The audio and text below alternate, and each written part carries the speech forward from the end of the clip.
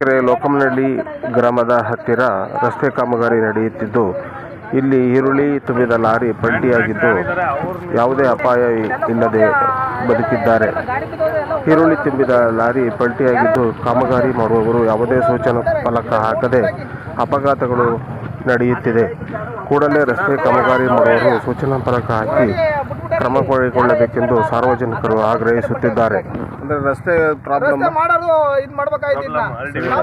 ರಸ್ತೆ ಮಾಡೋರು ಈಗ ರೈತರದೆಲ್ಲ ಅಲ್ಲೊಂದು ಡಿವೈಡರ್ ಕೊಟ್ಟು ಇಲ್ಲೊಂದು ಡಿವೈಡರ್ ಕೊಟ್ಟು ಈ ತರ ಐತೆ, ಇಲ್ಲಿ ಪ್ರಾಬ್ಲಮ್ ಐತೆ, ನಿಧಾನಕ್ಕೆ ನೋಡ್ಕೊಂಡು ಹೋಗಿ ಅಂತ ಏನೋ ಹಾಕ್ಬೇಕಲ್ವ ಅವರು?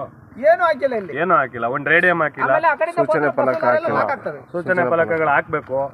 ಎಲ್ಲದನ್ನೂ ಮಾಡ್ಬೇಕು. ರೋಡ್ ಮಾಡೋರು ಇಲ್ಲಿ ಹೆಚ್ಚು ಕಡಿಮೆ ನೋಡ್ರಿ, ಇಲ್ಲಿ ಬಿತ್ತರೆ ಗಾಡಿ ಎಲ್ಲ ಪಲ್ಟಿ ಆಗುತ್ತೆ. ಗಾಡಿ ಹೋದ್ರೆ ತನ್ಕೊಂಬೋದು, ಹೋಗ್ಲಿ ಜೀವ ಬಿಟ್ಟಿದ್ರಿ ಇವಾಗ. ಈಗ ಅವರು ನೋಡು, ಅವ್ರ ಸಂಸಾರ ಯಾರಿಗೇನು ಪ್ರಾಬ್ಲಮ್ ಆಗಿಲ್ಲ. ಪ್ರಾಬ್ಲಮ್ ಯಾರಿಗೂ ಆಗಿಲ್ಲ. ಆಗಿದ್ರೆ ಸುಮಾರು ಗೇಟ್ ಐತಿ. ಮೊದ್ಲೇ ಯೋಚನೆ ಮಾಡ್ಬೇಕಲ್ವಾ? ಎಷ್ಟು ಗಂಟೆಗೆ ಆಗಿದ್ದು ಅಂದಾಜು? ಎಷ್ಟು ಗಂಟೆ ಇಲ್ಲ ಇದು? 12:30 ರಾತ್ರಿ 12:30 ಗಂಟೆ. ರಾತ್ರಿ 12:30 ಗಂಟೆ. ಅಂದ್ರೆ ಯಾರು ಬಂದಿಲ್ಲ? ಯಾರು ಬಂದಿಲ್ಲ ಇನ್ನು. ಪೊಲೀಸ್ ಯಾರು ಬಂದಿದ್ರು? ಬಂದು ನೋಡ್ಕೊಂಡು ಹೋಗೋರಂತೆ ಒಂದೊಂಟೂರು. ಯಾರೋ ಬಂದು ನೋಡ್ಕೊಂಡು ಬಂದಿಲ್ಲ. ಇದೆಲ್ಲ ಹೆಚ್ಚು ಕಡಿಮೆ ರೋಡ್ ಮಾಡಬೇಕು.